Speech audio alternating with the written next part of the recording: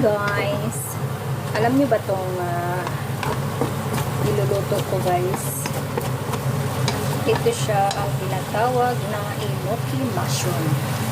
Yung mahabang mushroom. Ayan. Ang tawag nito ay enoki mushroom. So, anyway guys, ng isang araw kasi, gumawa kami ng enoki roll. Itong pork, niro-roll namin itong mushroom. Pero ngayon, kakaiba naman siya.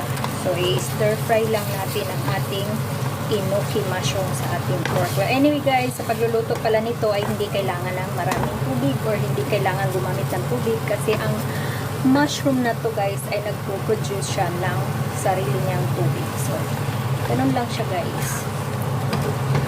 Anyway guys, ang akin palang pork, minarinate ko to siya sa light soy sauce, white pepper powder,